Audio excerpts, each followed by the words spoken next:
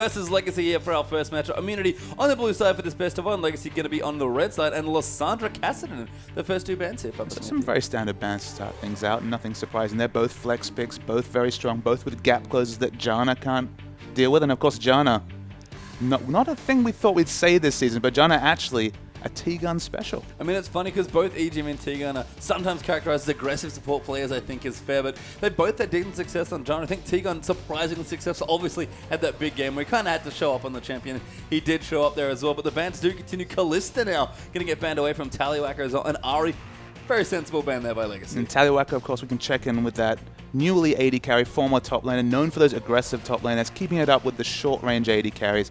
Kalista, her potential is just so damn high. She does so many things so impressively in late-game team fights, especially when you pick up that Hurricane, which has kind of become the de facto build to really get those AoE Ren sets down. So it makes sense to ban her away. So powerful in lane. If you don't deal with her in the laning phase, but even if you leave her unchecked in team fights late enough, she can go off. Yeah, things go bad very quickly, but we do have a third ban. Immunity going to go with the Janna, actually going to take that away. Interesting, after we've had already those two mage bans that you mentioned are very good at closing the gap, and Legacy going to get one last ban here.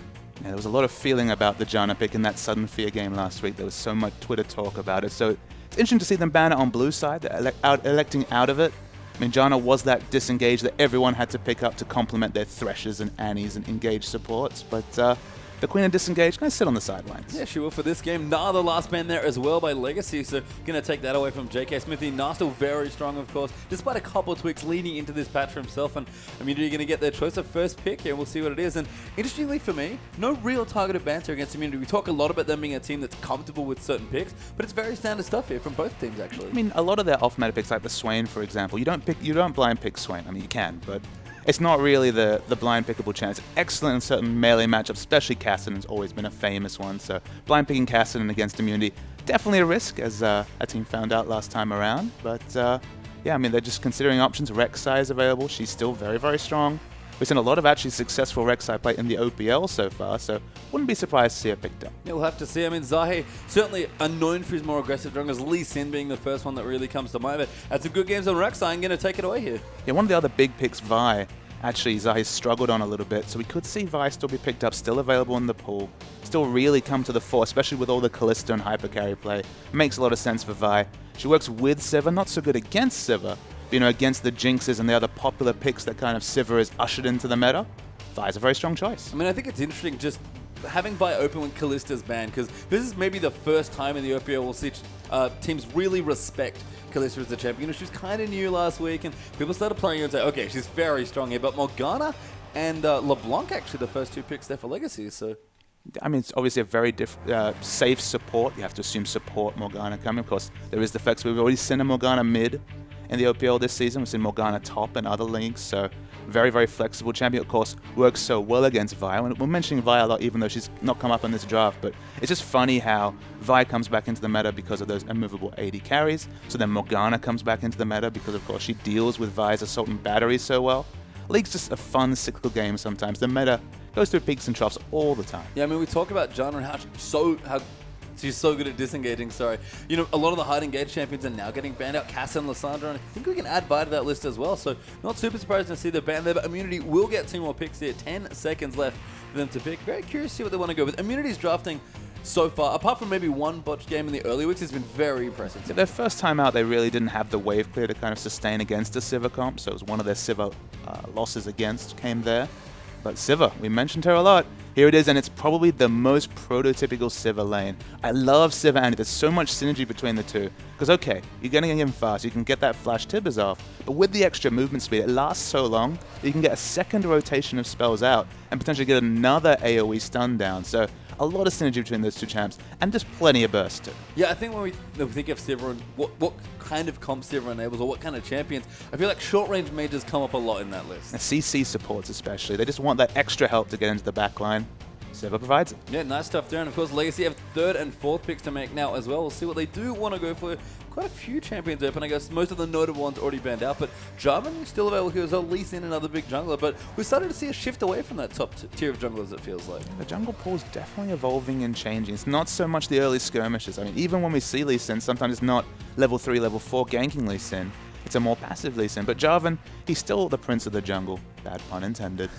He still does so many things well that he's a common pick, but actually they've hovered Jarvan and have gone with Elise. And Elise, she's seen a couple of little buffs in the last few patches, but people certainly are still a bit reticent to bring her out. I mean, she was so popular for so long, and then when she had all those damage nerfs, she fell away. She still has a very, very good early game skirmishing.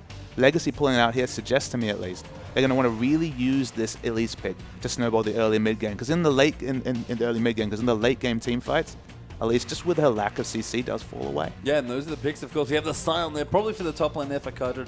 And Elise, of course, likely, again, going into the jungle, given the picks we've already gotten. And I like that you mentioned popularity of that Elise champion. She was played, as you said, for a long time. And that's a champion that Carbon, honestly, just feels very comfortable on. Yeah, I mean, there was still a lot of picks available. The Vi we mentioned was still available. Not that great against Sivir, so I can understand why they didn't go with it. So with the pools in the state they are, it's understandable to see an Elise, but Elise is one of those champions where, as the meta currently is, you kind of need to have a pre-packaged plan for the Elise pick, because if you just let the game kind of play itself out, get to the late game, it just doesn't offer that much. Yeah, and Immunity here do actually lock it in. Aurelia there for JK Smithy, one of his comfort champions, but Zilean is the last pick here for Immunity. I feel like there's a theme going on in this comp, Papa Smithy. I mean, look, it's going to be a turbo Aurelia, I think, is what they're focusing on here. With all the speed buffs, my goodness, it's going to be a very, very fast Aurelia. Potentially go a bit more damage-centric on the Rek'Sai build. I guess my question is it going to be Zilean mid against LeBlanc? Because that sounds painful. I mean, potentially. The early levels certainly don't sound particularly good. No, I mean, it's a very difficult matchup. I mean, with the silence removed, it has a little bit more potential in the mid. But, I mean, in terms of lane matchups, a squishy mage who doesn't always want to itemize into Rod of Ages against a burst assassin, it's not the most appealing matchup, at least. But I guess at least on Zilean's side, once he gets his ultimate, LeBlanc doesn't really do anything other than push waves and try and run. I mean, in previous metas, especially when DFG was popular on LeBlanc, excellent counter to single target burst. But with the kind of more AoE-centric builds, you see a lot more people focusing on that Mimic Distortion doing AoE damage. Not as binary decision-making against a LeBlanc. But you can understand in team fights does deal with a lot of what LeBlanc puts out, that mid-game pick potential. Yeah, and the last pick here as well, actually, it is Graves, not Corki there for Tallywacker. Hovered the Corki for a bit, but going to go back to something he's actually had quite a bit of success on already in the OPL. It's the very aggressive Graves. I mean, Tallywacker really fits with the Graves kind of personality and the playstyle of that champion. It does complement a lot of the picks he used to bring out in top lane, and he's played it to a great extent. So with the Kalista band, another one of his go-to picks, makes sense to go with Graves. Has a even-ish laning phase with Sivir. Sivir can be really on the ball with her spell shield timing and spell shield a lot of damage, but it's very even. They do similar things in the mid-game.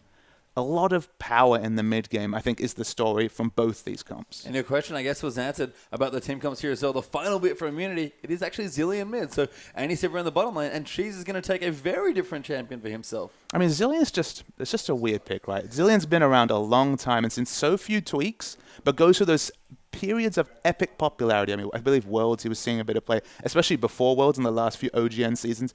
Everyone seemed to pick up Zilean, and it was one of those situations where you looked at the patch notes and you're like, where did this come from? Like, nothing was really tweaked about him. He does, I mean, look, he has a Revive ultimate, which can negate so much of pick comp. So it makes sense, I guess, if you're looking in the mid-game, having the ability to bring back a priority member, especially this Aurelia with the double speed boost, could be insane in the late game. But he's just a limited champion because, look, if he doesn't get that Chrono Shift off on the right member or it's kited out, he just doesn't offer a lot. He only has one damaging spells. He has a lot of utility, but they're really leaning on the off-tanks, the Aurelia and Rek'Sai, to complement Sivir here. And they're against a Scion, which Sivir cannot bust through. Sivir is not a great tank buster, and this Scion, if he goes off, if he gets very, very tanky, I feel like Immunity are going to struggle to really break through that front line. I mean, do you feel like Zilean maybe adds another element here? We often talk about enabling bruisers. I think Zilean Rengar was very popular back at Worlds we were talking about. We did see a bit more Zilean. Do you feel like Sivir gets any benefit at all? Because the other end is that to give that revival ulti to hyper carry and then let them carry through much longer team fights. But certainly not Sivir. I mean, Sivir's not a big hyper carry.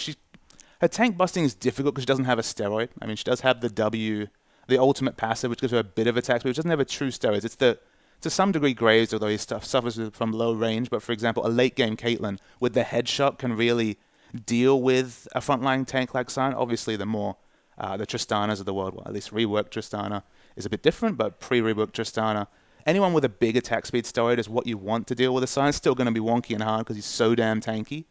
But I mean, I have to think it's for the divers, it's for the frontliners here. Because the thing about having a Zilean is it opens up build paths. If you want to go full damage Rek'Sai and you have that support like a Zillion, it does open up. It's still risky. You're still relying on a split-second timing window from your mid laner, but it's a possibility. Okay, I mean, so we talked a little bit about immunities. Certainly a bit of comfort here. We talk about the Civ for that team and how important it is to them. We talk about J.K. Smith as Aurelia as well. Big comfort pick for them. What do you think of Legacy's draft? I mean, Legacy's draft has a lot of good things going about it, because the one time we kind of questioned Legacy's picks was back in the first game against Chiefs, where they went for late game scaling and it didn't quite work out for them. The game was kind of played on Chiefs' terms the whole time. Again, they've gone for the mid game here. Once you pick up Elise, you're committed to the mid game, because that's where her power spike kind of early in mid game is where her power spike begins and ends.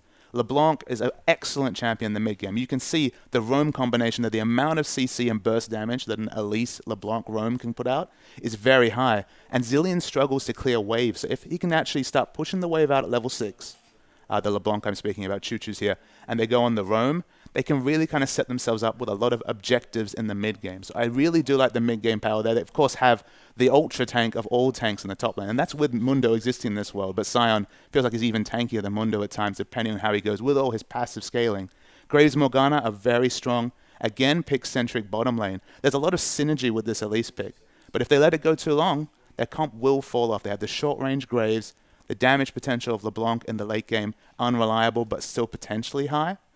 It's the king of the mid game here, which is exciting because it means that action has to come, because both teams are going to have to feel that they have to be proactive to get the most out of their comp. Yeah, that's kind of what the Zealand, I guess, is a bit weird for me. But maybe they're just, like you mentioned, going all in on having very strong early to mid game and trying to see what happens. And you know, when two teams butt head like that, especially teams like this, which have played each other quite a few times, although granted with a couple of roster changes here and there, I think it'll be fireworks. And I'm personally excited to see Carbon's Elise. He hasn't played it in quite a while. You mentioned there's been changes. He was still playing it after, I guess, the most influential nerf, which was the Cocoon one, where the width got short by quite a bit. So he's a very practiced Elise player here. So if anyone's going to bring Elise onto the OPL stage, I think it has to be a player like Carbon. I mean, her clear was buffed. I believe it was extra monster damage that came through in the last patch. So again, going to slightly kill those monsters faster. Going to be a bit better power time. Can hit those lanes at the right clip, and always has been pretty sustainable, of course, having her Spiderlings tank up the aggro.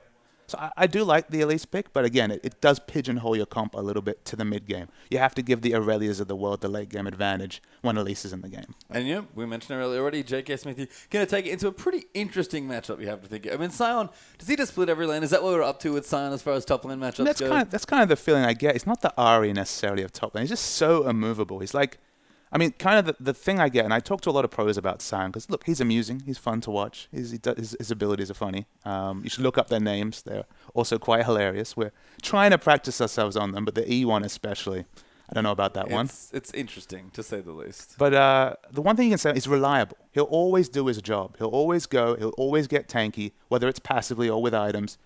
I kind of think of him as a permanent frozen heart in the enemies. Yeah. You know, he gets in people's face. He has a frozen heart on a Warmonk. You kind of put your hands up. He's not doing a lot of damage, but he's disrupting a lot. And he enables your carries, because people's positioning against the Sion is difficult. I mean, it's not just the ultimate. It's just dealing with all the CC in his kit. He's got a big model size, so you click on him a lot. He does a lot of things, but he doesn't do damage, that's for sure. No, he just gets in the way. And I like that you mentioned the CC, because for me, that is what Sion's about. Being tanky, getting in the face, and helping apply CC. And for me, the best style is when you're able to stack that CC really well. So we'll have a quick look at the comp as we move in. But we are onto the Rift here for Game 1. Immunity on the blue side versus Legacy on the red. And there is I Am Cheese, the newest member of the team. And he's playing mid-Zealand in his first OPL game of the week. Not quite the deep dive that Swain was necessarily, but still a very, very intriguing pick. I want to watch this Zillion versus LeBlanc mid lane matchup. I feel like he's going to struggle to control the wave, just because if you double bond the minion wave, A, you use a lot of mana, and B, you have no harass left for LeBlanc, who always seems to have harass in spades. I think it'll be a struggle. He's gone for Ignite, so he's clearly confident. Yeah, I mean, I was actually mentioned that in the draft, and I'm glad you brought it up here. Yeah, I mean, not afraid, not going to take a barrier, which would be decent here against a big burst champion like LeBlanc. Instead, going to opt for the aggressive choice. If there's one thing we can maybe say about Cheese as a player, he does like to be quite aggressive in his mid lane. He absolutely does. We see Legacy are really aggressively invading here. They have a Sion, so I feel like they might want to start doing some jungle camp action. So maybe an invade is the flavor of the day. Yeah, we'll have to see here. Boomerang Blade not quite able to hit, but Immunity do have a ward there, actually. So looks like Legacy are going to rotate in towards the top side. Cardred going to have a bit of a dance. And maybe they'll look to take away a camp. You see this. No, never mind. It's actually his side. But this is a lot with Scions. They do like to get early in a camp, use their passive, and then port up to top lane. And kind of the big point of contention is, do you start with Q or W? Your Q clears a bit faster, but you're kind of always guaranteed to pick up the camp just because you do so much damage when your passive is up. And W, of course, gives you the health gain. So I think even though it's more of a struggle, starting W as Scion in picking up the Raptors, probably an advantage. Well, looks like Zahir as well going to clean out his camps. Krug's coming through. They're going to move into towards a red buff, and Carbon going to do the opposite here, but start on the same side of the jungle, going into Gromp plus blue, and Carter is going to kill himself on the Scion. Don't worry, it's all on purpose, and he'll take away the Raptor camp here. He starts W, of course, so does get the bonus health from clearing this camp. Going to pick instant level 2. We should probably go and look up the top lane just to see how many minions he's going to be missing. So far, the melees are dead. He will teleport to the top. He's going to miss a ranged creep as well. He's still going to have an experience advantage, but it's not quite the massive advantage if he'd managed to get there just with the melees going. Yeah, and that's sort of the choice, is you have to, like, do I want to clear the camp quickly or do I want a little bit of extra benefit? So Carter does do the smart thing, take away an early camp for himself, doesn't disrupt Carbon too much. And down the bottom, Tallywacker and actually Supernova here for IM, so looks like we had a substitution actually for the team. Yeah, we didn't even mention that. That's interesting. No, it just doesn't seem Uberoa showing up, but no, going to be playing without him for today. And we'll see what happens here, at least in this first game. J.K. Smithy, of course, back in his normal home in the top lane here. Starting to harass down the side, but there you see him throwing the minions into earlier. And it is comical, but it's also quite effective. Absolutely. Look, he splits a lot of lanes. He's very... the word reliable is what I mentioned before. It's important because the Malphites of the world can be abused. Like, some of those champions are a bit limited, but Scion has ranged wave clear with his E. He has a lot of wave clear on his Q if he's able to just channel it up. Does have very high base damages.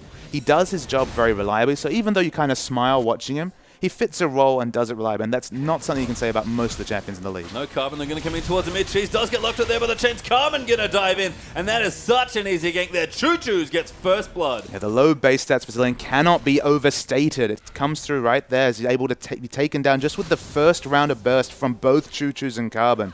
Could be a difficult lane in the mid lane for Cheese. Yeah, we already talked about the fact that LeBlanc going to look to get very aggressive in towards the mid lane, and with Carbon they're kind of sitting around as well. The one thing Elise does do Papa Smithy, hadn't been played in a while, she still ganks very effectively. Yeah, she still does a lot of damage, still has the double round of spells, can do a lot more burst damage than most junglers at level 3. The early game is definitely going into Legacy's advantage, and Elise can definitely snowball a lead into mid game. Yeah, it feels true of a lot of the lanes here as well. We're going to have Siva play back here with Annie there as well. Tegan does have a stun ready to go, but we're going to have Siva clear out the waves pretty comfortably here. And it's kind of an interesting balance for Graves here, because you're right. I think you mentioned it in the drop, but it's all about timing that spell shield. And Graves in general, he likes to play lanes aggressively. He likes to be under the enemy turret just so he doesn't get sacrificed himself with the short range. Of course, 525 range versus 500 range in bottom lane, so not a lot of range to speak of between the two of them. But both champions more confident being played aggressively pushing the enemy lane. And against an Elise, you can see that Supernova and Tegan kind of have to respect the jungle pressure coming out of Legacy. Yeah, good stun though, actually getting a bit of damage back on a Tallywacker. So nice trade back and forth here from Immunity bottom lane. But I think EGM even throwing those bindings towards Tegan specifically because, of course, Annie can't spell shield that burst. So nice to see both lanes playing very nice here. In the CS, actually a little bit of a lead there for Graves. Tallywacker up so far, 34-28. I mean, that's what we'd expect if you're the one pushing the lane, of course. Don't have to deal with the turret aggro changing or any sort of those issues in the bottom lane. As in the mid lane, she's again eating a lot of damage. Yeah, Choo Choo is really nice. He actually able to just lock down Cheese for a bit of extra harass. So getting aggressive, going to use that mana pool, probably look to recall here. And we'll see what he has after that first blood. Yeah, we have to have a look. Sitting on about 15-20 goals, so a lot of options. Probably not going to be the nearest large rod, maybe too much aggression. You have to expect maybe the Athenes. You kind of have to respect the early game damage coming out of Zillion, even though he does have only one damaging spell. Of course, the double bomb does do a lot of base damage early, so an Athenes perhaps just to be a little bit more survivable in the mid, but a Merylnomicon probably wouldn't surprise me either. Yeah, not the Chelsea yet, but that looks like it will be in the Themes eventually there with the null magic mantles. So Phoenix Codex there for a bit of extra aggression, and Tegan getting low in the bottom lane as well, forced to chug a few more of those pots down. And this is part of the issue with Anna. You've got good burst, but you're kind of short range. So every time you get caught by a binding, not good news. And patch 5.2, with the DFG removal, Annie was tweaked a little bit with her kit. She actually only has 10 armor and magic resist on her Molten Shield compared to the previous 20. So in these trades, you kind of have to account for the fact that you are just slightly less survivable in this lane. We'll have to see what happens here. Again, Tegan on Supernova getting pressure back pretty hard. Eden doing a nice job of zoning here on this Morgana. Pop back into the mid lane there. As you can see, Cheers feeling a little bit of aggression early on. Actually going for a T now, but actually started with double Dorans after that, trying to shake off some of the bursts coming in from the jungle mid combo. I mean, Zillion has so many mana issues in lane if he has to balance harassing and wave clear. So he wants to auto attack to clear the waves. as much as possible. But if he is relegated to using double bomb on the minion wave, will have a lot of mana issues, so I can understand why he's doubled down on mana items. Just delays his damage that much longer. Yeah, and Legacy are going to do a very smart rotation here in towards the Dragon, actually, and they'll pick that one up with Immunity having no idea, almost getting the steal, actually, so never mind, they did have a ward in the back that Legacy didn't spot, but they will skill the first Dragon. Boomerang Blade goes a little wide. And you watch on the minion wave, the mini-map, sorry, and you see Zilean under his turret. This is kind of the issue with Zilean, is that balancing harass with wave clear is so difficult. I feel like that's why he's kind of fallen away a little bit, is that his wave control in mid is not that good. He really does struggle with wave control. And LeBlanc, a champion who used to have that issue, with the changes to her ultimate, does have a lot of AoE pushing with the Mimic Distortion. So having lane control over the Zilean, a massive boom for the LeBlanc. Yeah, it's a strong stuff early. Tegon getting low there in the bottom lane as well. But he'll actually now return back to home, and looks like both bottom lanes going to do for a shop. We've got BF Sword already done and the sites doing their free gym. So Legacy looking strong early on. Yeah, I mean, you can see the CS values in the gold is definitely in Legacy's advantage. Part of that is the implied pressure of having an Elise jungle. I mean, Elise has actually done very well for self. Already level 5 early, and of course only Rek'Sai available for Zahi, so he's not going to have as much early pressure. We've actually seen quite a lot of ganking Rek'Sais come out, but been much more the passive farming a Rek'Sai player from Zahi so far this game. Yeah, and not his normal aggressive self, I guess. We talk about Lee Sin being a big champion for him. He was a classic Shaco player, I believe, in solo queue back in the day. Really does tend to favor aggressive junglers, but playing a jungler that's honestly evolved into much more of a control jungler now. I mean, there's so many control options with Rek'Sai. You can already see the neural network on the minimap, so his side of the jungle very maneuverable when he has the ultimate available. There to Zahi. Of course, if you can get ahead, if you can start to move your neural network more further forward, perhaps get Baron or Vision Supremacy. I mean, just the ability to have global pressure with kind of a Nunu-esque flavor. Very impressive, but Chuchu's in this. He is in trouble. Actually gets stunned up there by Tegon, and that's going to be the kill. Very creative baiting there coming up from Cheese, and didn't even need the ulti, but Chuchu's does go down. Look at this minimap page. No wards down whatsoever from Legacy 8 minutes into the game. That's just complacency, I'd have to say, to have no wards on the map whatsoever at any point in the competitive game, let alone 9 minutes after the earliest laning phases ended. For 3 people to surprise show themselves in mid, very surprising to me. Yeah, but a strong room from Tegon for sure. And just the one water dragon there for Legacy, so you're right. Wasn't able to spot that gank coming through, and nicely placed Pink near that choke as well, and Immunity. And to back with a kill there, so able to get that out onto Rek'Sai. Zahi going to get a bit of extra gold for his early game. Looking at the builds, Athene's Unholy Grail definitely going to pick up for Chuchu's. Wasn't really up in the air once he had the null magic mantle, but definitely confirmed. BF swords on both the AD carries. Siv's struggling, but Supernova the sub, at least he has a BF sword to show for his kind of rough early laning phase. Yeah, and I mean, I think he'll take the slight loss in the lane there. I mean, hasn't died yet. Tegon actually has an assist after that roam. Almost looked down and thought it was a death. So just fine here. Certainly the lane going to get a bit easier here, but really the issue for Immunity is they just have to dodge these bindings. And I feel like that's what a lot of the early game harass came from in that bottom lane by Legacy. I mean, Tegon's really doubled down on roaming as he doesn't have an early sightstone. Early sightstone first has been the common rush for competitive supports over boots or any other item, but boots here suggests to me he doesn't want to stay in lane that much because low base stats against the Morgana Graves, the burst potential from 6 onwards. This Tegon is going to be deleted. Yeah, looking up towards the top side of the map, though, things going a little bit better here. JK Smithy has basically even on CS there with the Sion and has come back to lane with his Phage now. And you can see already the workings towards a Frozen Heart coming out from Sion. That's one item definitely intertwined with this kit.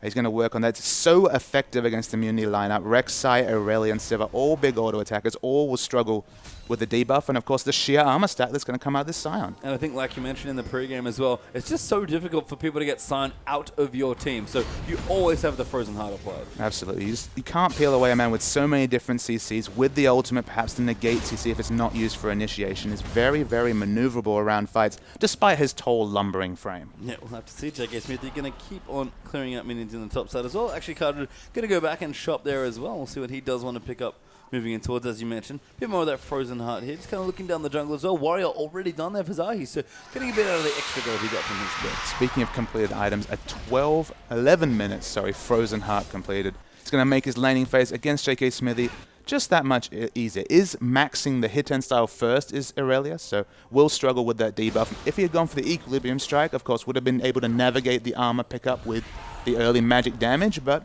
doubling down on the true damage. Yeah, and I mean, it's kind of an interesting matchup, and just in general, whenever you take a big armor item into Aurelia, she does do so much mixed damage as well. She does, but the mixed damage would have been accentuated with the more Carbon maps. But in mid lane, we're seeing some big trading. Yeah, Zahi in trouble there. Carbon actually, with Chuchu doing a lot of damage, but Elise has moved back in, comes back down. Cardred actually brought it down here as well, just trying to be disruptive, but Zahi looks like he's going to try and tunnel his way out, and Carbon is low, but no one goes down. Ejim even going to join in there as well. And we'll actually move on there as well. And 4 people come in and no one dies. Yeah, lots of awkward trading. Both teleports used for no discernible gain. Carbon fell so low. And Chuchu didn't really want to kill off Zahi, but he had to. Yeah, and we'll just move in there as well. She's actually getting pressured as well. Sion tries to throw a minion at him, but doesn't quite get it done. And Immunity will continue to push back the minions out from under the middle turret here. We also see the Dragon back in 40 seconds now as well. So that'll be ready for Legacy if they want to contest it again. And Zahi, even getting aggressive, might try and get a bit more vision down, see if they can't contest the second Dragon. Not a lot of vision around Dragon to speak of both ways. You see Ejim already prepping for Dragon, 30 seconds out, getting a pink ward down. So that's a little bit of Dragon security coming out, but definitely not the forward wards for Legacy to get an uncontested second Dragon. No, not yet. Here, J.K. Smith is even roamed down as well. Actually already used his teleport. So actually hasn't quite come through there yet as well. And hello. We are back here. Just have a quick pause in the game. Seems like Cardred may have had a bit of a disconnect there. So should be back soon, of course. Short that issue out as soon as possible. And second Dragon coming up. Legacy, though, decent early game, but Immunity definitely keeping in this. And I think it's interesting. We've had a pretty passive early game. I feel like a bit of movement there around for the next Dragon to see if we can't get something going. Because obviously Immunity would like to contest to pick up their first. What do you think of the team comps right now as we move into the second Dragon fight? I mean, you're right in saying it's been a bit uneventful the first 11 minutes, 12 minutes of the game. I think that suits Immunity a little bit more just because they have to deal with an Elise pressure and to actually be even in kills and relatively even in CS against all the early pressure, which of course is the reason you pick up that Elise for the early mid game. They'll be quite happy with the kind of small hole they're in. I feel like their comp scale is that much better against what Legacy are putting forward, so I do like the situation they're in. It's all about this second Dragon. If they can confirm the second Dragon here, Legacy, and snowball towards the third, there's a potential that Zilean and this Immunity comp could fall away, but right now, very evenly poised. I mean, it's interesting that we talk about scaling. Is it just the Aurelia there on the top side of the map that's really going to kind of push it through the very mid-game centric comp for Legacy? I mean, there's just a lot about the Aurelia pick. There is, to some degree, peel coming out of Legacy. Of course, Elise in the late game probably going to stand next to the AD carry and try to use the cocoon for peel. But Aurelia will be able to shrug that off. And yeah, Aurelia is the big unknown, I'd say, from the IM comp. Zahi, to some degree, depending on what build path he goes on the Rex side, can also be very impactful. And there's not that much peel available for Legacy. I do like those two champions in the late game, especially with the double speed buffs coming out of Sivir and Zilean. Yeah, I mean, it's funny because Zilean is... I mean, obviously, she's struggling a little bit in the early stages of the lane, but, you know, just fine here. I think he'll take the one depth that he does have there, and it was from a very strong gank by Carbon as well, so can't be too disappointed that, you know, he has suffered the early kill, especially pre-6 there as well without the ulti, and even baited in for the first kill for his team. So things looking strong, and I'm very curious to see just how this first Dragon fight shakes out, because just kind of looking over, no real major item timings yet for anyone. No, and then speaking again about Cheese, of course, he's doubled down on regen. It's the tier into the double down, so definitely not a lot of combat stats available. He'll take any sort of lane split or better on this Zilean. I have to assume he picked it just for a safe-ish laning phase. You know, maybe didn't want to go for Lulu and kind of commit himself completely to the supportish mid lane, but much the same flavor coming out of Zilean, barring kind of level 9 where the double bomb does a lot of damage. And we've talked about Cheese a little bit. Obviously, the Swain, kind of interesting into the LeBlanc there as well, but we're going to mention Xerath. That's something you could have also played here into LeBlanc. Yeah, Xerath was available. I kind of washed away. So often we see Xerath snapped up whenever he's available. So for him to not go for the long AoE wave clear against LeBlanc, someone who struggles to close the distance against Xerath, I guess interesting. Yeah, we have to think that Immunity probably have a plan here with this team comp. And as you mentioned, it's kind of Turbo Aurelia coming through. So we'll see how that does develop here. Dragon is live now, though. And both teams going to look to contest for their second in Legacy's case and the first here for Immunity as well. Zahi getting clear out of wall, but already standing on one. Chuchu's good amount of burst, actually. Doesn't have his ulti yet. It's actually coming back off cooldown. Used it for, I think, a bit of wave clear there in the mid side. But Immunity on top of this Dragon, they absolutely want to fight for this one. You can tell that by how quickly JK Smithy has rotated down as Aurelia, as we see Sion still walking down bot. So you can see that Immunity have recognized they do not want to give Legacy any sort of mid-game advantage.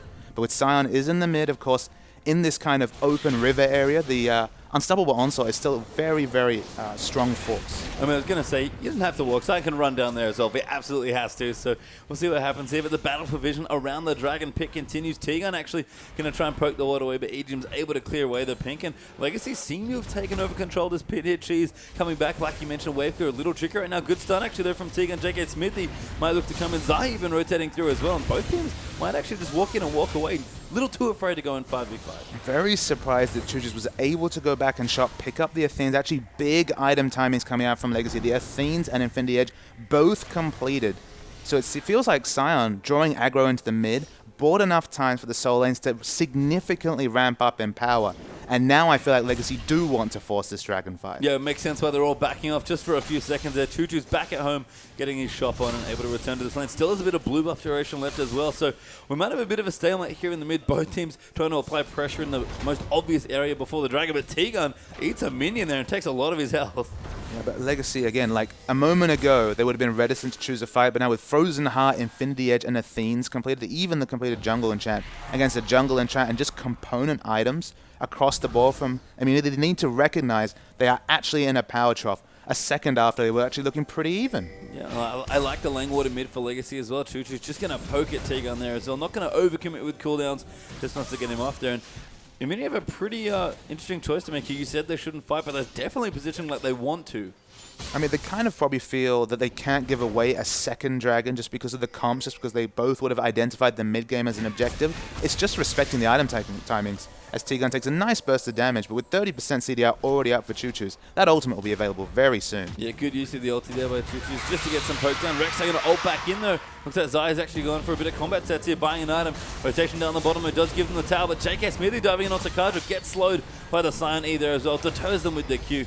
And Immunity still trying to get some control over the pit, but there are so many red wards around this area. And that is the last person you want to commit to engaging on is the Sion.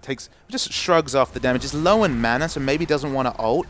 But Sion will do his job in this team fight with that Frozen Heart. Yeah, there's been a lot of staggered shopping. Chuchu's going to go and get stunned though. T-Gun there with a really well-timed Tibbers. And he's actually popped over the top. Does actually die to Cheese there, who had the bomb going as well. Now Kadra tanking a lot of damage. Went in a little early. It's forced to flash. Tallywacker though does get the kill and support with his ulti, but that might not be enough though. Basically 2 for 2 there with people forced to back there. Carbon also not in the area. Zai gets a good knock up. Ejim going to get jumped on now. So it goes down to JK Smithy in Immunity against all odds almost claim control of the Dragon Pit. The flash unburrow from Zahi was really important. They needed to get a second pick to confirm the Dragon, even though it was a support for mid-trade. A lot of power available on the other Legacy members. You can see they're not ready to give up this Dragon yet. Yeah, they're going back in here. The Dragon going to get low. Carbon wants it, but Rek'Sai gets a smite up, and now at least way too far forward. Does repel, but is just going to fall back into a stack of Immunity members, and Supernova on the Sivir going to claim his first kill of the game. Yeah, it was ill-advised from Carbon. He just wanted to double down and give themselves a third Dragon to shoot for.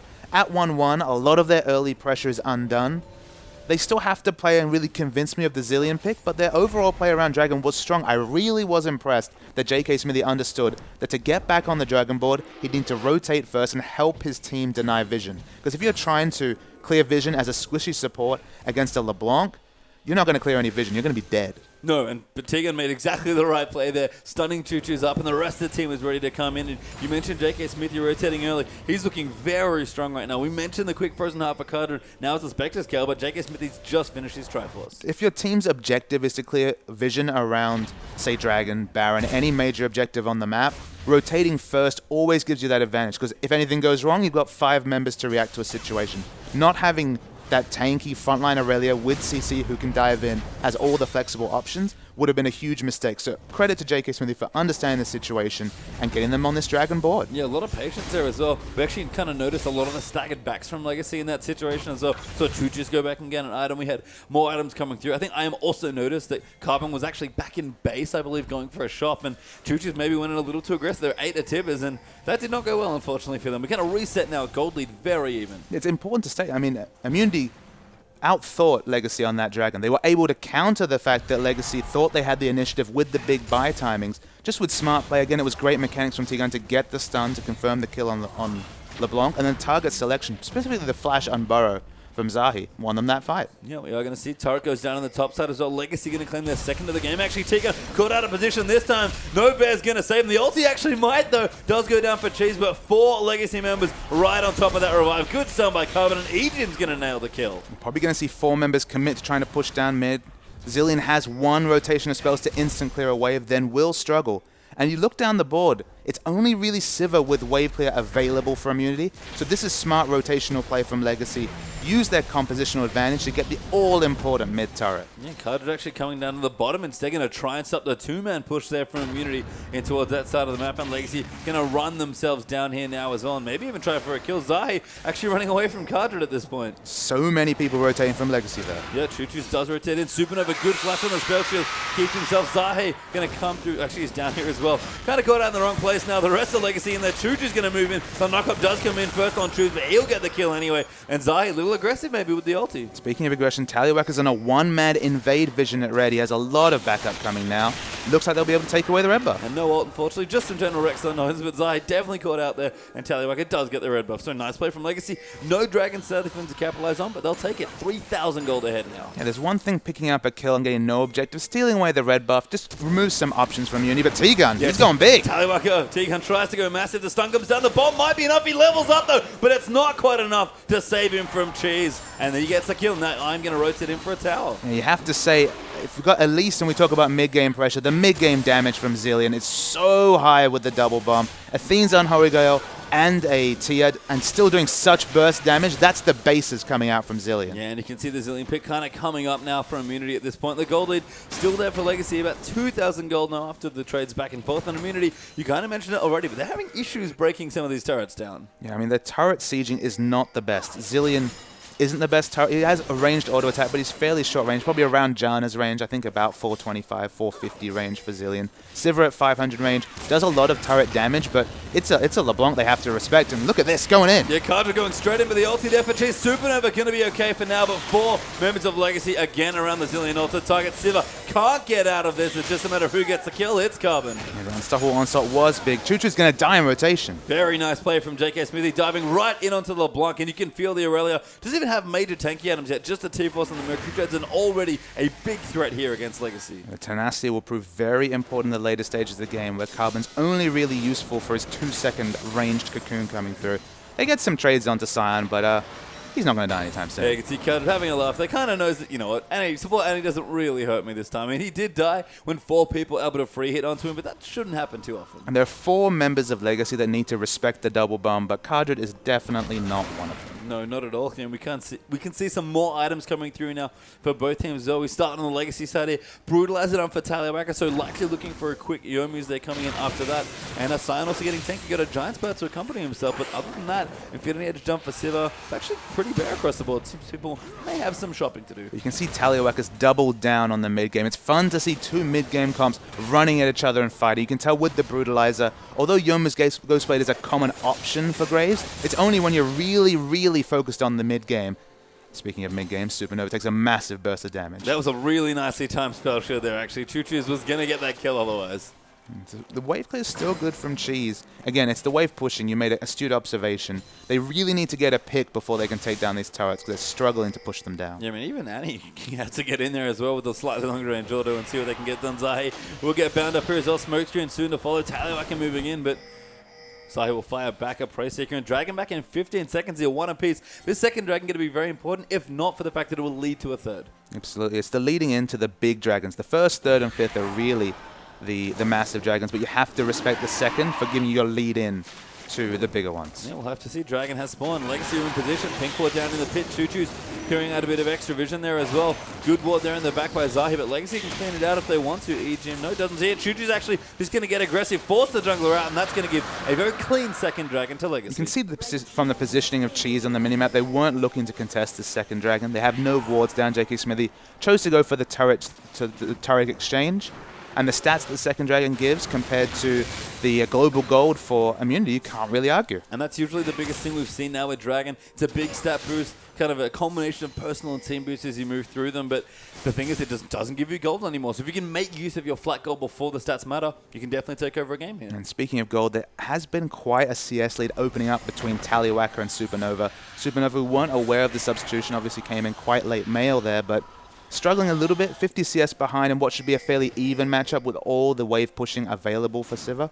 It's not the best situation, but of course has so much utility in her kit that it's not an unassailable lead for Graves. Not at all. Here, Cheese will continue clearing out minions, but can't bust down the tower. Got good CS are actually leading Tallywacker in the mid lane, and Cheese stacking up the tier. Got his cooldown boots. He's sort of ready to go on the Zillion, but Immunity just can't find a fight they like. And I feel like with that third dragon coming up in maybe 4 or 5 minutes time, that's the big one Immunity have to fight for. I do think this buy really shows us that the utility focus is here as Supernova doesn't want to face check that push. Damage actually coming in, another good spell shield, but Choo-Choo's just using the spell rotation anyway to do some damage. EGMAX going to get slowed down. Cheese going to move in as well. Siva's actually going to pop the ulti. Cheese and Tegan going to go in. The stun does land, and that should be a kill. Cheese forced to ult himself, though, as Tallywacker goes over the top.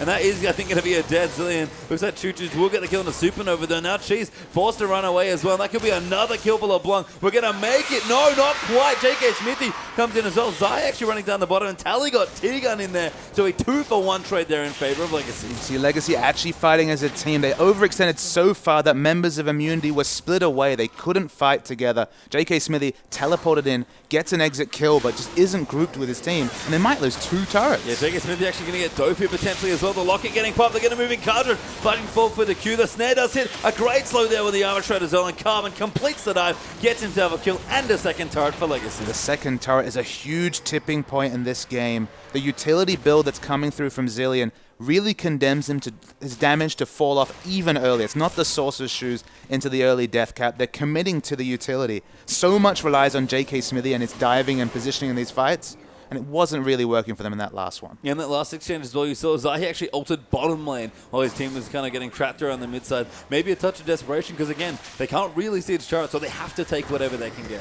Zahi's committing to magic resist, has a bit of AD, but it's definitely not a super AD focus build. There's no Youmuu's Ghostblade or Trinity Force Rek'Sais, which we actually have seen in the OPL already. Yeah, I mean, you can get aggressive, of course, and you mentioned with the Zillion that would be a reasonable choice here, but instead Immunity really just have one objective right now. I think it's take the mid turret. Yeah, they're doubling down. It's almost ARAM at this point, trying to push down this mid turret. They just don't have the comp to do it. They need to focus on denying vision around the dragon and just hoping for a pick. They have a lot of pick options on Immunity's side. Yeah, I mean, the Legacy pink ward from the last dragon attempt still sitting there in the pit, actually, so haven't been there to clear it out yet. JK Smithy, quite a strong advantage for him still. The Spectre's cow down here. Cheese going to get dove on. That's going to force the ulti out. Tallywacker actually going to make sure the ulti goes down, and Cheese will actually revive back, so gets a couple of ultis, but trades it for his own. And the wave clear game is on. They need to clear this lane ward. Legacy have been excellent with the lane wards to really be able to predict what's coming from you. They've always rotated their members to mid to deny the strong push attempts coming through from Immunity. And it's just buying time. And we can still see the wave clear being a little problematic still from Immunity. They've really only got the Siva T-Gun, maybe going to get caught here as well. Good stun onto Choo-Choo's, but the snare will end in. The binding going to go on top of it, but JK Smoothie going to come in and get a kill. He gets the first one, resets the Blade Surge. The ulti even popped by Supernova, but no more kills forthcoming. No Rek'Sai to really commit to an engage. Already the CC, the Equilibrium Strike, was used by Aurelia, so they back away. But again, another kill in JK Smithy's comp. We've chosen him as kind of the person this comp is built around. At least he's 3-1-1 and pushing towards a big MR item to complement the Trinity Force. Yeah, Supernova catching up as well. Got himself a Zeal and an Avarice Blade, so Static Shiv almost online there for the Immunity AD carry. And Rabadon is on the way for Chase as well. He's got the components, just needs the last little bit. And that feels to me like the big go button for Immunity's team comp. T-Gun's actually managed to complete an Aegis from support. It's actually quite a fast item timing for the Aegis. Obviously, putting all his gold into that purchase. Already a locket completed on Carbon. He's going for the CDR build here. You can see 40% CDR already available on the Elise. Aegis is on both sides at 27 minutes. It's very interesting. I mean, a smart build here. We already mentioned that, you know, there's plenty of latent magic damage here, but just between basically Cheese and Tegan and some of Aurelia's mixed damage there on the immunity side, and just stopping this LeBlanc from blowing people up, and even the Morgana as well to a lesser extent, and of course Elise as well. Just a good pickup so far, and a good luxury affordance there by Tegan. I guess the issue here for Annie is that she's usually going to be used for engage and then dying in the AoE, so it won't be a permanent Aegis. I guess it was probably a situation where it's like, alright, I don't want to get picked off by LeBlanc, so I need magic resist. None of these selfish option choices really made sense, especially in the context of trying to double down on mid-game power. So in the best case, the Aegis will be massive for the team, but in the worst case, at least it provides cost-effective stats for the Annie. I mean, you'll probably stop at least the front load damage, which is good. We talk a lot about Mimic Distortion being a thing. It does limit some of that, but Legacy going to move in for their third Dragon now as well. 20-ish seconds until that's back up. And again, Legacy's just got stellar vision control around this objective. Double Banshee Veil. Banshee Veil, another excellent item against Elise, negates her one true CC. As the face check comes on. And Supernova does it. The Biting Tallyback going to follow in as well. Forced to pop the ulti actually as Sivir, and that might just give Legacy enough room to claim their third Dragon with ease. Yeah, we complimented JK Smithy for his early rotation. This time it was Rek'Sai and Zilean who were trying to clear the blue buff, which meant the immunity are only getting in range of the Dragon Vision now. No Dragon Vision set up from them, so it's going to have to probably be Legacy's third Dragon. And I think the best way to tell the Legacy's control of this objective the last two times is that pink one was there the last time they did Dragon. It's just sat there the whole time, and there it is. The third Dragon comes through for Legacy. The gold lead's not massive, but they are really snowballing the Dragon. That pink ward has seen some stuff, basically. It really has. Here is Carter going to rush in, going to find Zahi there for the initial bit of burst. Choo Choo's going to move in. JK Smithy, they're going to get caught out as well. Carter going to follow with a CC, but good knock up there with Tegan as well, coming through for the Tibbers. There's the first kill onto Egypt, and everyone else trying to back away. Zahi actually gets ulted, maybe turns around to go back in, but can't quite get the Zilean ulti done. But Immunity gets some work done there with their team comp. Yeah, some awkward teamfight positioning meant they couldn't really change targets to a second or third as it would have been under turret. But with so many low members, they might get this mid turret that they've spent the last 10 minutes trying to siege down. Yeah, do finally get it, and going to be very happy to open up the map a little more. That gives them a much more room with the Sivir Annie, especially as far as initiation go. Zahi just going to tear down towards the bottom lane as well, pick himself up some CS, and Immunity, we've talked about the gold lead being close. If this is mid-game versus mid-game with Immunity maybe slightly outscaling in a lane or two, that's not too bad a spot they're in. And I guess the interesting factor for Immunity here is we talk about the CS advantage for Taliwaka over Supernova. It's about 50. But you look at the junglers, you can see where the empty lane farm's going. It's going here to Zahi. They have so many bruiser tools between Zilean and Sivir that it does make sense to allow their tanks, who are going to be in the front line with so many buffs and potentially the Zilean ultimate behind them, super strong, and just have Supernova do the best, the substitute, with the limited to minimum resources. Yeah, T's actually forced to flash down in the mid as well, so didn't quite have his ulti ready in case LeBlanc came in, but he does have, oh my god, a death cap and a blasting a lot of items that he was sitting on, clearly. It's like a squirrel holding gold, apparently, because that was a big buy there for Cheese. I mean, the arcade was not quite there yet to go into an eventual Ceres, but once he hits those two big items, that's three massive items there for Zilean, and we talk about, again, maybe being slightly bigger as far as mid-game comps here for Immunity. Given that the game's been fairly even so far, that might just give him an edge in the next big fight. I mean, you can tell that the revive on whichever member, even JK Smithy, will be the full health amount with the high AP scaling coming out of Zilean's ultimate. So even though he's gone for utility-focused build, Aurelia being able to dive into the back with reckless abandon, Banshee Veil now working towards a Randuin's, very close to finishing the rounds, only the recipe to complete, and a second life. This is an Aurelia that is going to be priority target number one to be peeled off for Legacy. And we talk about priority targets. I can tell you it's the last target that Immunity want to go for, but he's very annoying right now. Kadra just went back to pick up his Warmogs. You know, he's sitting on a lazy 3,600 health at 30 minutes. Only going to get higher, of course, has health scaling on his W as he shields through. Sion, he's a tanky man. I mean, this is the thing. He's just able to soak so much damage here, and Immunity kind of lacking in damage to begin with. Yeah, I mean, the tank busting will not be coming through with no Last Whisper from Sivir, and it only gets slightly better when that item is completed. Good juke there from Cheese, actually. Avoided the E, which probably would have killed him after the Mimic Sigil, so going to be okay. Doesn't even use his ulti, actually. Holds onto it, knows he's okay. And they're going to continue to push the hero Zilean. Almost level 16, actually. Fairly key level for Zilean there. I mean, it would be interesting to be a fly on the wall for both these teams and their comms to see what power spikes they're looking for. Is it the Randuin's on JK Smithy? Is it going to be perhaps the Void Staff coming through next from Choo-Choo's, or maybe even the Death Cap for a bit more burst potential? There hasn't been the big pick play. We haven't seen the Carbon Choo-Choo's show in Immunity's jungle. And credit to Immunity, they've played around it very well. In fact, they've just been in lanes so long that when it comes to pick power, if you're sitting in a 5v5 battle in mid ARAM style, it's not going to be any picks. No, and I mean, Immunity, maybe just by hiding in the lanes in plain sight, so to speak, have been able to avoid a lot of that. But the issue is that Legacy do have control of the Dragons so far, and Immunity can't really afford to give up any more after this one. No, the fourth one is the ticking time bomb with a Zilean in the game. I said that, sorry guys, but it is the big issue. It's the 6-minute timer where they're moving towards the fifth dragon, which just provides so many statistics to the enemy team. Immunity, they've given away 2. That's fine. They were able to pick up turrets and power up JK Smithy. But you have to think with Randuin's completed, the next Dragon, he's going to have to be the one to really take it on his shoulders and carry this Immunity team. Yeah, and there's next Dragon coming, the 4th for Legacy now ticking down as well. Immunity 2nd if they claim it. 1 minute 50 there for that one. Choo-Choo's there in the mid. Going to clear out order. And Cassini's gone for something that people are going to start seeing a little bit more of Papa Smithy. That's an Abyssal Scepter 2nd. Yeah, the Abyssal Scepter makes sense. He's going to eat a lot of latent AoE damage from Cheese. You know, on that, he's been the double bomb target. He's died to it once or twice, so it makes sense to opt into the Abyssal. He doesn't really have a lot of magic damage. Of course, it does power up Carbon a little bit there, but again, it's just a bit of safety. He knows that the Flash Tibbers and the double bomb is coming his way. Yeah, and just allows him to be maybe a bit more aggressive there as well. As Kadra will just clear out some minions, throwing them and knocking them up.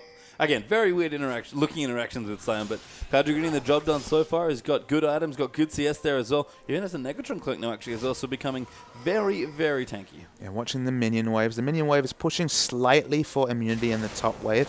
We just saw Carbon pushing down bottom wave and basing. So in terms of global pressure, very even across the board. The big shops are coming in now. Aurelia, she's very, very strong at this point. Probably won't opt into another damage item. With Zillion in her pocket, it's going to be very difficult for Tallywacker to navigate a fight and do AoE damage because this Aurelia is massive. Yeah, good defense there of that pink ward as well. Immunity. No, they have to try and hold their vision around Dragon if they want to contest for the next one. JK Smithy going to pop down towards the bottom and collect that anti-land farm as it's pushed in as well and get that big wave for his own team pushing through as well. She's actually going to posture fairly aggressively. Again, Immunity, I like it this time. They're getting there early and defending their wards early on. This is all with JK Smithy in bottom lane. He wanted to trim the bottom wave to ensure the slow push would begin. So he's been successful there. Immunity were able to open up vision without that all-important Aurelia, and she's grouping now. Yeah, Choo-Choo's actually going to go in onto Cheese, but Cheese just kind of shrugging it off.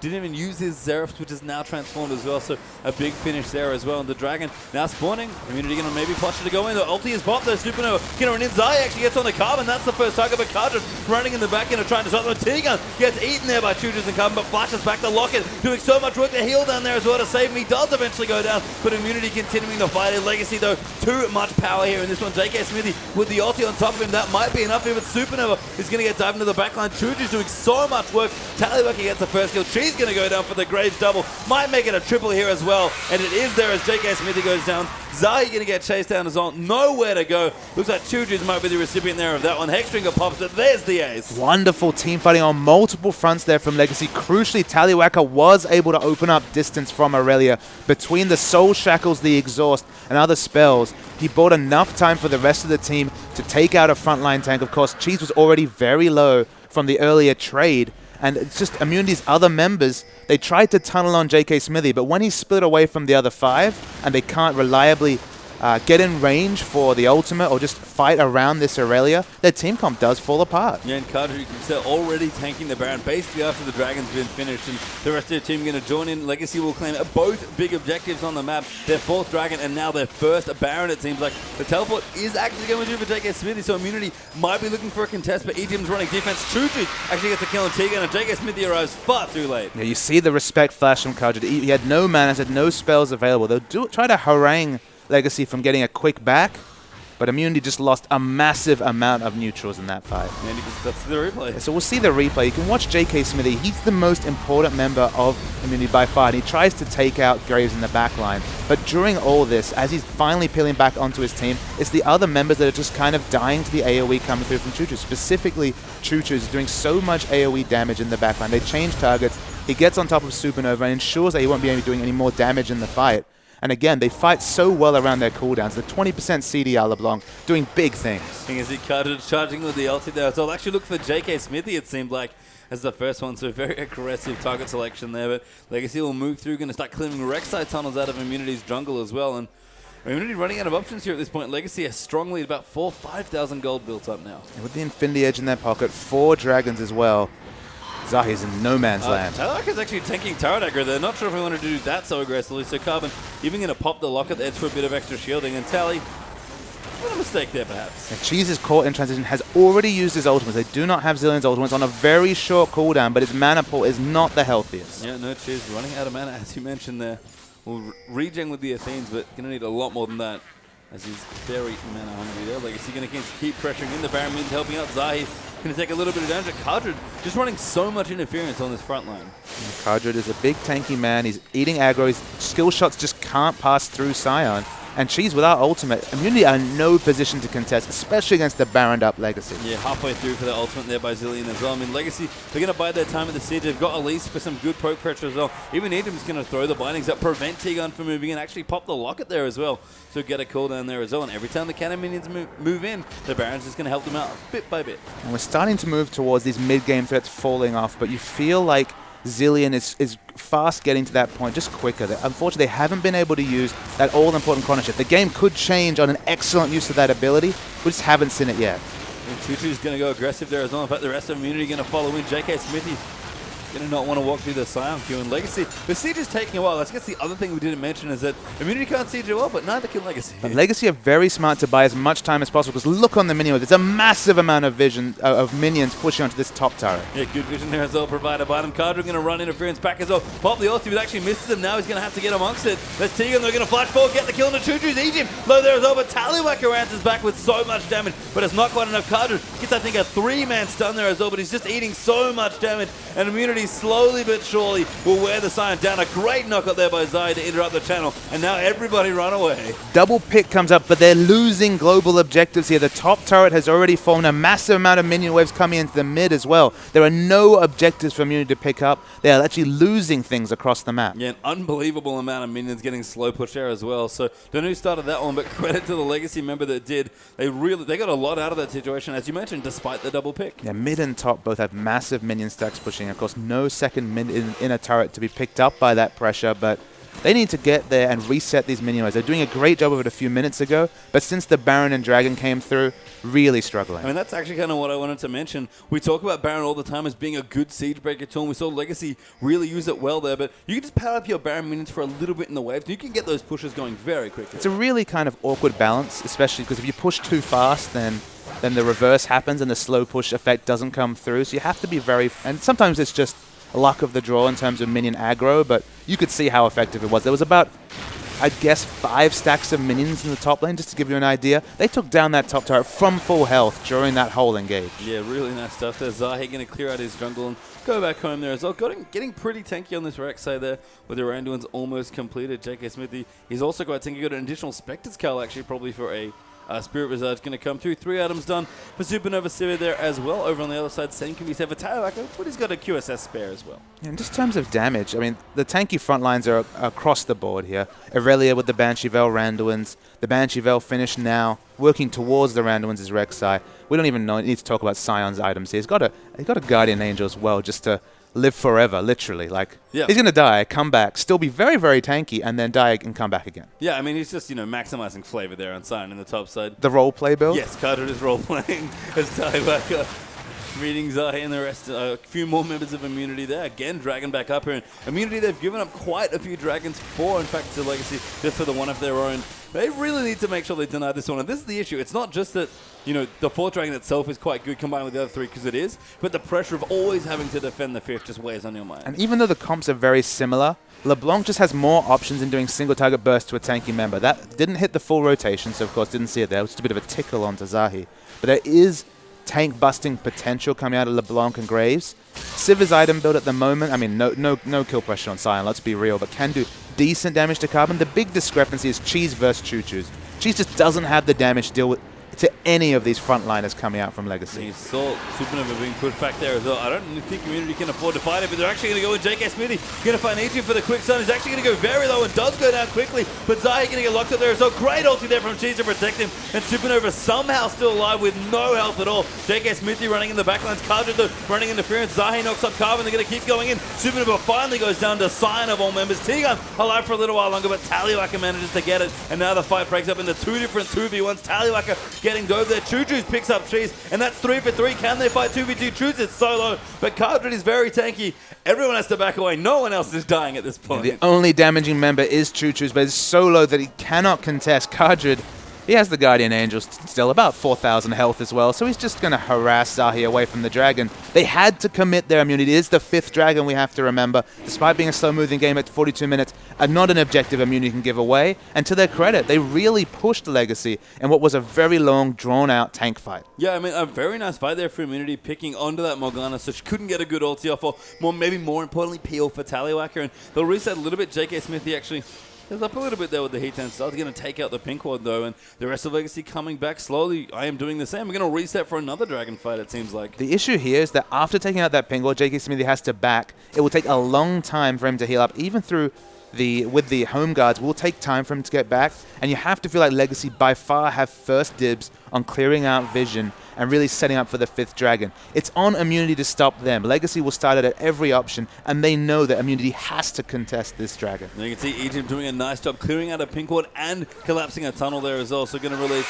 a bit of the global pressure from Zahi. He will now ultimate back down, has to go early because there's no tunnel right near the Dragon for him to go to, and Legacy, like you mentioned at Cardred, actually kicks the poor Scuttle Crab all the way in towards the blue buff. That was adorable. Yeah, Sion's still a silly champion, pastry time. I mean, that's a very creative strategic interaction of a Cardred going to come in. They just do a bit of poke there to JK Smithy, but he's just a distraction at this point. Zahi, though, going to dive back in. Egypt now the next target as well. But so they're going to go in. Tallywhacker actually gets destroyed there. Tegon going to claim that kill. Now Cardred going to dive back in, and how much damage do they have? Supernova getting targeted there as well. Choo-Choo still decent health though. Supernova with the ulti will survive. Carbon going to go down with Tegon. Gets a double actually in this fight. Now Choo-Choo's getting chased down by JK Smithy in immunity. They've done it. They've kept Legacy off the 3rd Dragon. They got 3 kills actually. They get 3 kills. It's very strange to see Tallywhacker assassinated and little to no reaction from Cardred. He wasn't able to peel there. You could see Carbon was standing next to him, but this is late game and has so little peel. It's only really the Locket shield,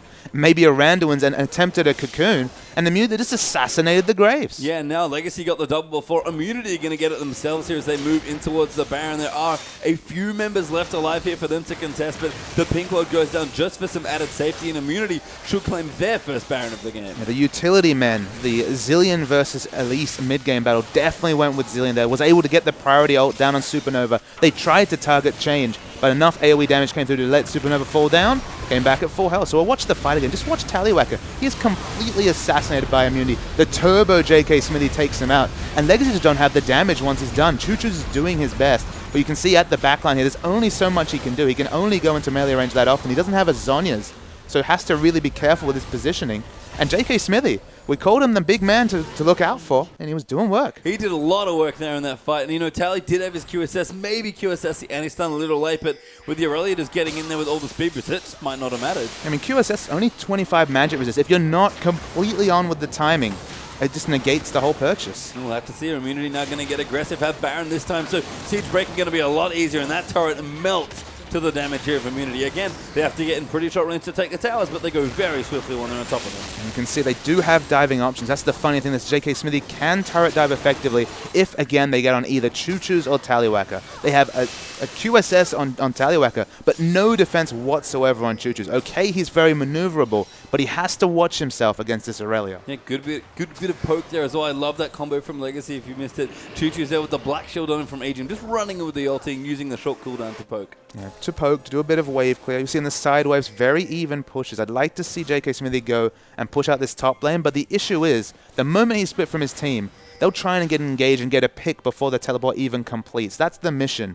It's because if it's a balanced team fight with Cheese in the backline, speeding up JK Smithy, and the threat of the chrono shift coming through, Legacy, there's only so much they can do. I like that you mentioned Zilean and speed, by the way, because I actually love the little adaptation here with the item build. He's got Alacrity Enchanted Boots. It's one of those situations where the best way to deal with a Zilean is to instant kill him. And look, he just did it right there. Yeah, Choo-Choo's goes in, gets the first kill. Legacy going to chase in. Cardred pop the ulti, going to run in, and Zahi gets knocked up there. Rek'Sai pretty tanky, but not going to get through all of this CC and goes down there for another kill for Choo-Choo. Sometimes I feel like I should buy a lotto ticket. Just as I mentioned that the best way to deal with a Zilean combo is to instant kill Zilean, Choo-Choo said, okay, thanks, mate, and did it. Yeah, I mean, Cheese still has his ulti, but what's he going to do? Use it and die again. Buys a bit of time, but not really what he wants to do, and instead just has to wait 50 seconds while Legacy, without Baron, mind you, does push him, and at least going to claim this turret for their 6. Can they get any more? That's the big question. It's been medium intensity for so long. It's weird to think this game's gone 47 minutes already. The death time as they continue to scale up so long already at this point.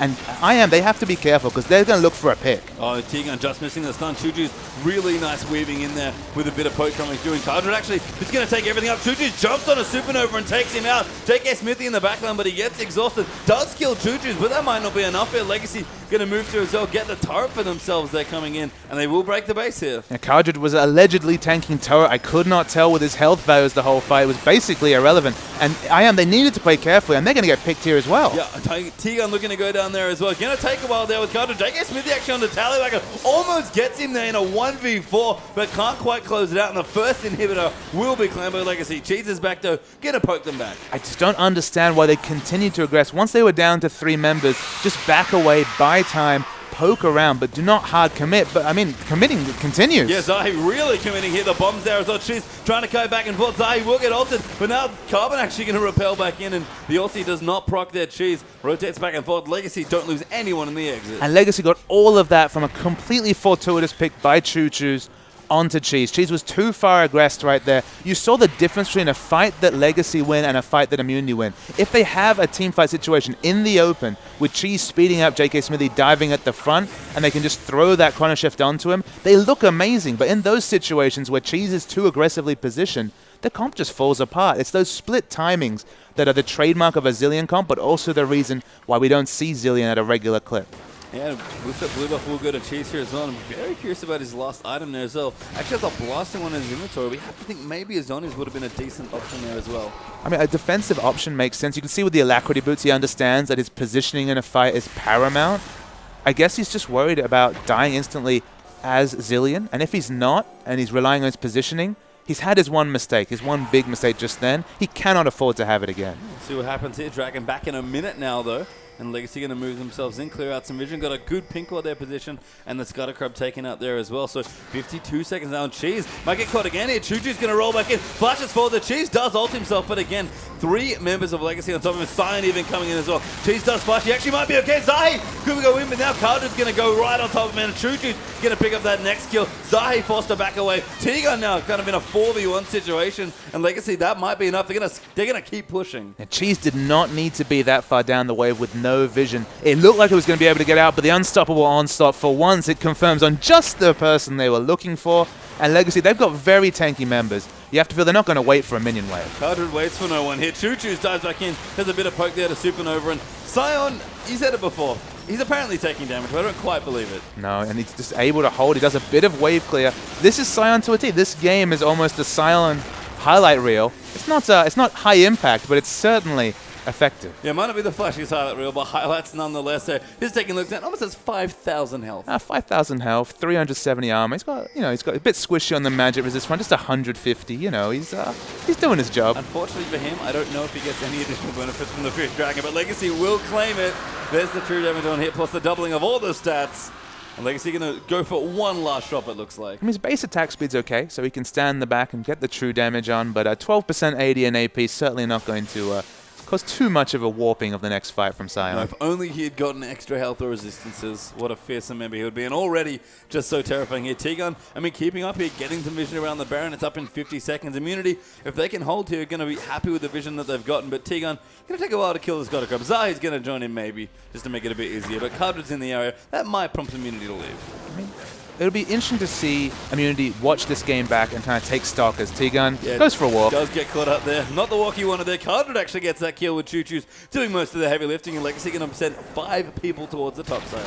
Yeah, I mean, there's not that much wave clear unless Supernova's add a minion wave, and once he's getting within 500 range, you know that the Black Shield's going to come onto Choo-Choo's, and he's going to try and kill Supernova. Yeah, and so Supernova again, just shielding up, and Zahi now going to get caught through with the binding as well. So much damage here with the late game, and Cheese does get the ulti done. Tallyback actually in a dove bomb, but he backs off. They take out the turret there as well. Choo-Choo's going to dive back in. Finds JK Smith. He actually gets bound, and Cardred just not taking any damage. Carbon moving in. Tallyback doing so much damage with the 5 Dragon Graves. There's the double, and that might just be game. Yeah, Choo-Choo's gets the final pick on the Supernova. JK Smithy's alive. We called him the MVP, but it was all for naught. Yeah, unfortunately just can't make it happen this game. A few missed picks there coming through from Immunity, and Legacy in style take the game out. But that was a very close one. A 52-minute marathon. But Legacy retain a very strong record. It was a really interesting game there, Page Time, particularly that we saw the effective nature of Immunity's comp for a few moments, and then instantly, just small positional errors they kind of had the game where they wanted it, and then just some missed positions, first from Cheese, and then in a separate rotation afterwards, it just completely warped the game. I mean, it was almost a battle of, we said it, mid-game comps, but no comp really got ahead. So we had a very drawn-out game here with power, still there, but maybe a bit latent than it would have been. But eventually, you're right, a couple of misplays here and there, and Legacy are able to take it. So we'll see a replay just to remind ourselves of some of the key moments in this game. So with 35 minutes, we're still away from the end, but we'll roll the tape. Still very even. The gold is very even.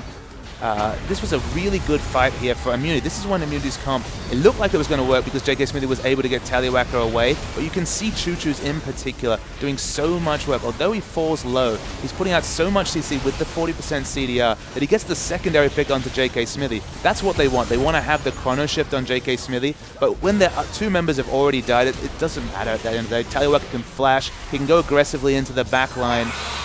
These were the fights that Legacy were winning, but it's important to note there were similar fights around the same time that Immunity were winning. It felt like when in the open, when they were able to have Aurelio at the front, getting the first pick, diving onto Tallywacker and killing him, Immunity's comp looked great. But when they were harangued into these jungle positions, when JK Smith was forced to split away from all the utility his comp had been kind of built around him, that's where the comp fell apart. So if they had managed to stay in those open areas, which they did for so much of the first 20 minutes, we had that 25-minute tussle in the mid lane at the start of the game, Immunity could have taken it there, but it feels like just getting a bit restless in these longer games, it kind of cost them. Yeah, and a good solid win for Legacy. Pulled through eventually, and they're going to have another big game here. The Direwolves versus Legacy will be coming up just after this quick break.